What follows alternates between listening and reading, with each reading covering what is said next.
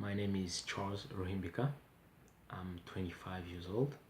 I came here to America in July 2014. The first question is, what is the biggest challenge immigrating to America? The biggest challenge is for me, I think, was to start everything from zero again because where I'm from, we used to speak French, and here it's English, so I had to learn English and then learn the culture. The way you guys do things here, it's totally different from the way they do back home. So it was very challenging, and it was one of the biggest things that I had to face here when I first came.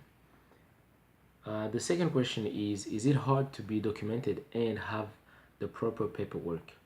Um, that question has two answers. The first one, it's yes, it's easy, and not the second one, it's not easy. First one, it's easy because you have a certain time to file your paperwork, and to not go in a long legal thing. It's just that after 3 months, if they haven't answered you yet about your asylum, they will give you paperwork to allow you to work here in America. So you can work like everybody, you pay taxes like everybody, normal thing. And the second part is yes, it's hard because if you're not familiar with it, if you're not really good in English, sometimes it can be hard to understand what kind of questions they are asking on those papers. And another way, it's hard because you don't have a certain time where they tell you we will give you a definite answer, like yes, we accept you can stay, or no, we deny you your asylum, so go back in your country. Like for me, it's been 4 years and I haven't had any answer back, so I'm only allowed to work here in America. And it's hard again because I'm a student and I don't get any federal aid, financial aid, or I can't even go to a bank and ask for any loans. They can't give me any loans because I'm not a U.S. citizen or a U.S. resident.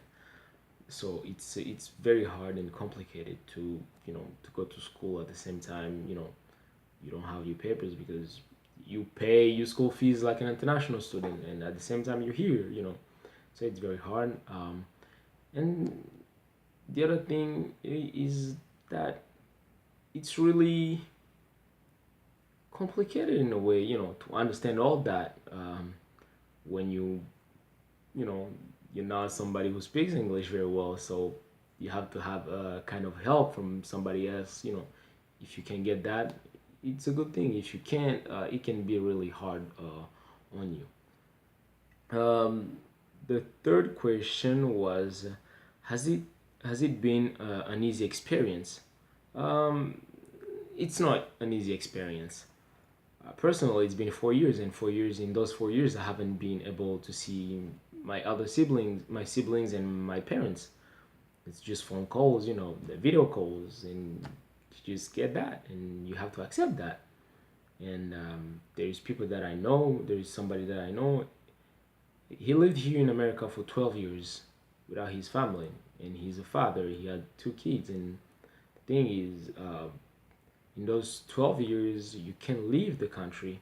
So if, let's say, there's something that happens back home, let's say it can happen, somebody in your family died, you have to ask to immigration if they allow you to go out. But the law says if you go out of the country before they give you an answer, a definite answer, well, you can come back in the country. So it's very, it's not an easy experience.